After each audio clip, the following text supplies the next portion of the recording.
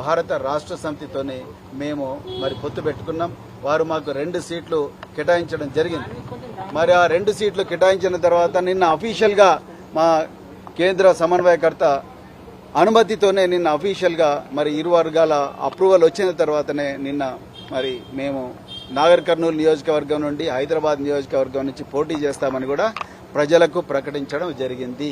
దాని తర్వాత విస్తృత కార్యకర్తల సమావేశం కూడా పెట్టడం జరిగింది. విధి విధానాల గురించి నిర్ణయించడం జరిగింది.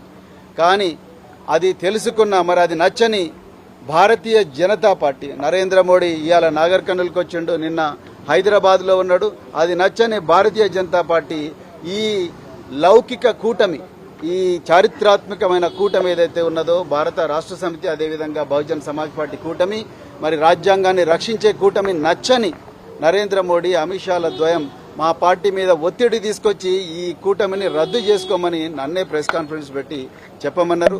నాకు అది ఇష్టం లేదు. ఎందుకంటే మరి బహుజన్ సమాజ్ పార్టీ మాన్యశ్రీ కాన్షీరామ్ గారి నుంచి బైంజీ కుమారి మాయావతి గారి నుంచి నేటి దాకా మరి నా దాకా మేమందరం కూడా ఈ బహుజనవాదం డాక్టర్ బిఆర్ అంబేద్కర్, మహాత్మా జ్యోతిరావు పూలే, సంత నారాయణ గురు మరెందరో మహనీయుల ఆలోచనల వల్ల ప్రభావితమైన మేము ఒక్కసారి మాట ఇస్తే తప్పేది ఉండదు. పొత్తు ధర్మం, కష్టాలైనా నష్టాలైనా అందరూ కలిసిపోవాలి, ఒకరికొకరు సహాయం చేసుకోవాలి.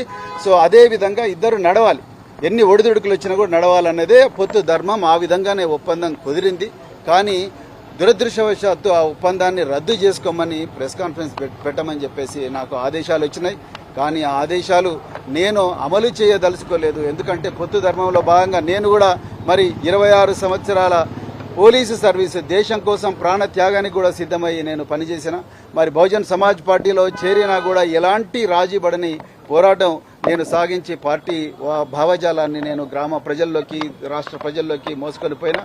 కానీ అలాంటి వ్యక్తిని నేను ఒకసారి మరి ఒక పార్టీ రాష్ట్ర అధ్యక్షుడిగా మాట ఇచ్చిన తర్వాత ఈ బీజేపీ చేసే కుట్రలకు, బీజేపీ రాజ్యాంగాన్ని రద్దు చేయాలన్న కుటిల పన్నాగాలకు తలొగ్గి నేను చేస్తే ఈ దేశంలో బహుజన ప్రజలకు నేను అన్యాయం చేసిన వాడిని అవుతా. అందుకొరకే నేను మరి ఈరోజు నేను రాజీనామా, బహుజన్ సమాజ్ పార్టీ సభ్యత్వానికి నేను రాజీనామా చేయడం జరిగింది.